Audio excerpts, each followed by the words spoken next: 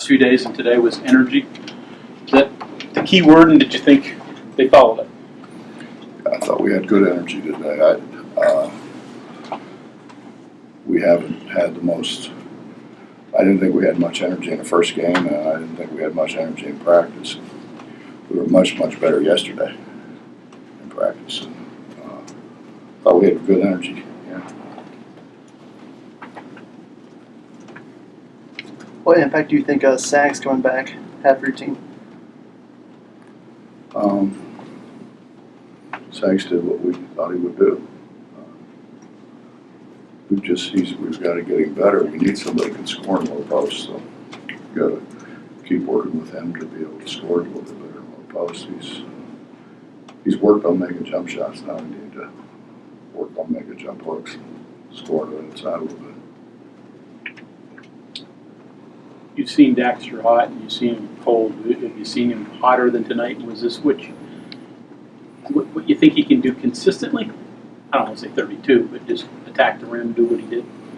Well, it's like a guy told me one time, if you can get 2 layups early, then you miss 2 jumpers, you're still 2 for 4, you don't feel so bad. If you take the 2 jumpers early, and then now you're saying I'm having a bad night. You don't remember how you scored them, you just count them in your head, and Dak's got a bunch of runouts. And that, I think that got him going. I think you shoot you're a little looser, a little freer whenever you score a bunch of layups.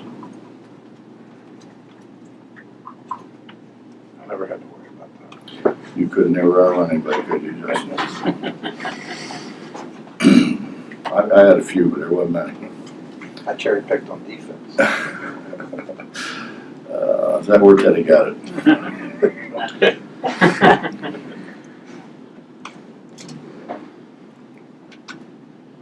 Did them beating South Florida mean anything as far as not overlooking them or something like that? You got somebody coming in? Yeah, I think so. I think when they saw that score, that they kind of perked up a little bit. Press was more effective tonight. How are the younger guys looking in practice with the press? We weren't keeping anybody in front of us.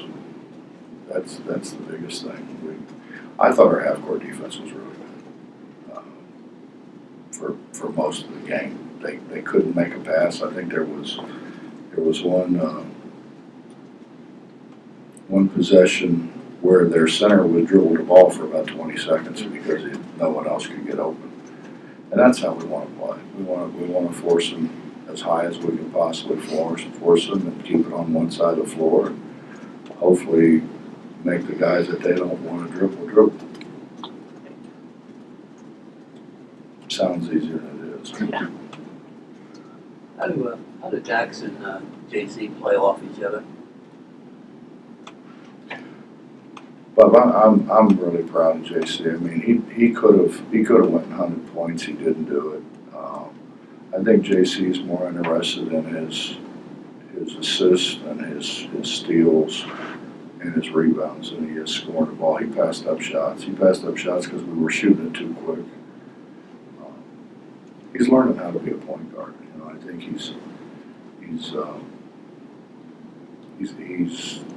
made great strides to being a half-court point guard. Point guard's responsibility is to make sure that those other guys are getting the ball enough they stay interested. When the Reds got Joe Morgan, Sparky saw he put him right next to Pete Rose's locker because he felt he needed, I thought you were going to say he needed some gambling tips. No.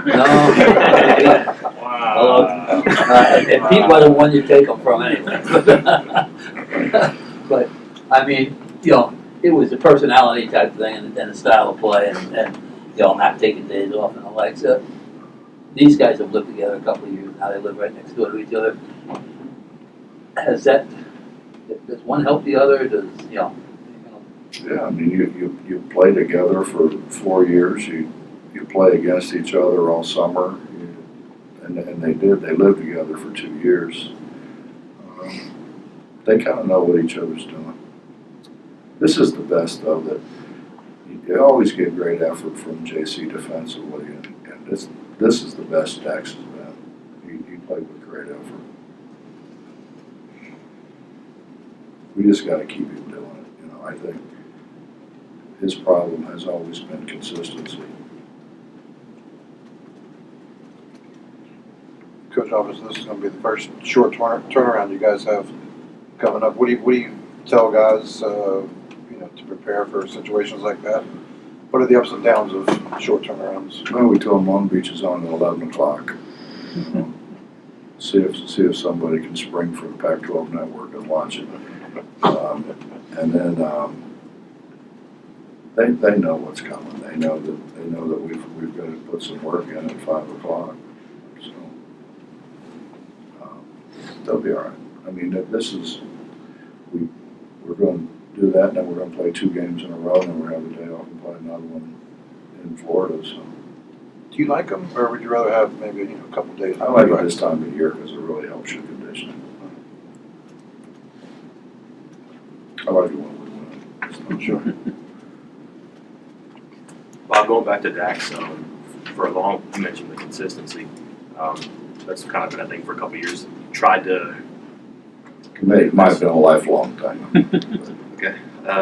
My point remains. Have you found effective ways to get through to him? Do you think he does it on his own and he finds his own motivation, or is it just another day with him and you got to find out? You know, Mike. You hope it's maturity. You hope he's grown up, and hope he understands that he shoots the ball anyway so much better when he's in the gym. This is a repetitious game. I mean, you gotta just have reps over and over and over. And if you don't have reps, I couldn't. The ball didn't feel right to me if I didn't have it in my hand every day. And I think a lot of guys are that way. I mean, you don't have to kill yourself, but you really need to just go in and do some work on your mechanics and have the ball in your hand. He pointed out the time that he missed in the offseason, or I guess the preseason, and that he felt he let everybody down. He did. Okay. And then He was honest. good, right? So the A&M game, he attributes to that. Has he been in the gym since then as a point? Yeah. Yes. And this is the result. It's one game. I mean, hopefully he continues to play like Well, he that. was good Wednesday too, right? Hmm? He was good Wednesday too. I can't remember that far back. Trust me. I'm starting to get a little senile. When you were talking to your newcomers and your young guys, you just use the players that are here for an example so they can see it. I know you've often referenced back guys like Day and KJ and guys like that, but do you feel like you have to give them object lessons to say, watch this guy? KJ and Truck have been around. I think Truck is left this weekend. KJ's going to leave soon, but they've been around. But all those guys are around. Ruloff's around, Day's around, Eubanks is around, Alexander's around. I'm missing a bunch of them, but Flowers is around. They see those guys. They see how much time they put in. They see that they're in there every day. Everybody wants to be a pro. You know what I mean? But they don't understand pros go to work every day. They don't have flex days either. They go to work every day. So I think it's important that guys understand that. I don't know what the hell we're doing, to be honest with you. I mean, we got all this stuff going on, and everybody's worried about the wrong things. I mean, listen, why don't we teach guys how to work? Why don't we teach guys about responsibility and teamwork and all those good things, and not worry about have a day off where they don't have to answer to anybody. I don't know, I'm 63. I don't know if I've had one of those yet. Day off when I didn't have to answer to somebody. You either now that you got married. Christmas.